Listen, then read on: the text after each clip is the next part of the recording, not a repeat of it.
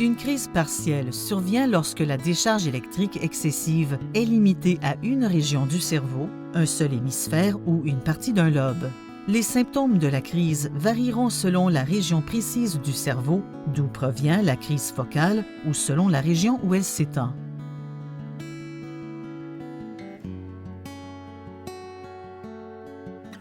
Le cerveau est divisé en régions fonctionnelles. Certaines zones sont responsables de mener des fonctions précises dans l'organisme. En observant les manifestations motrices et les réactions sensorielles durant une crise, le neurologue peut déterminer la région du cerveau qui est touchée.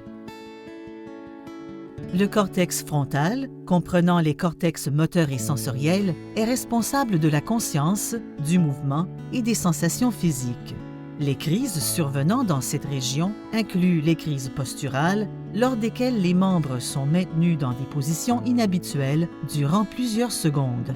Elles peuvent être accompagnées de vocalisation ou d'arrêt du langage. Certaines crises peuvent inclure de la salivation, de la déglutition, des maux d'estomac ou un sentiment de peur. Le cortex moteur comprend plusieurs régions précises dirigeant le mouvement de toutes les parties du corps. Si une crise partielle survient dans cette région du cerveau, le mouvement de groupes de muscles précis sera touché. Le cortex sensoriel comprend aussi plusieurs régions précises dirigeant les sensations de toutes les parties du corps.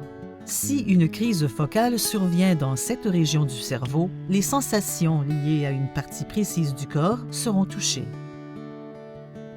Une coupe transversale des cortex moteurs et sensoriels illustre la superficie du cerveau contrôlant chaque région du corps. La partie du corps touchée par la crise focale dépend de l'emplacement des neurones impliqués. Le lobe pariétal traite vos sensations et détermine votre perception de la position du corps. Une crise focale survenant dans cette région du cerveau peut entraîner un engourdissement ou un fourmillement dans une région précise du corps. Elle peut aussi influer sur la perception de la position du corps, provoquant ainsi l'impression qu'un membre, que la posture ou que le mouvement est déformé. Le lobe occipital est responsable des perceptions et du traitement visuel. Une crise focale survenant dans cette région du cerveau peut produire des hallucinations ou des troubles visuels, comme des cercles ou des motifs multicolores. Les crises survenant dans le lobe temporal produisent une multitude de sensations simples ou complexes, d'illusions ou d'hallucinations, ou les deux à la fois. Une sensation de dérangement ou de sensibilité dans l'estomac, aussi appelée aura épigastrique, est le symptôme le plus courant. Les crises peuvent affecter la capacité de communiquer et entraîner des hallucinations auditives comme des bourdonnements, des voix, de la musique ou d'autres sons. Les hallucinations visuelles et auditives surviennent souvent ensemble.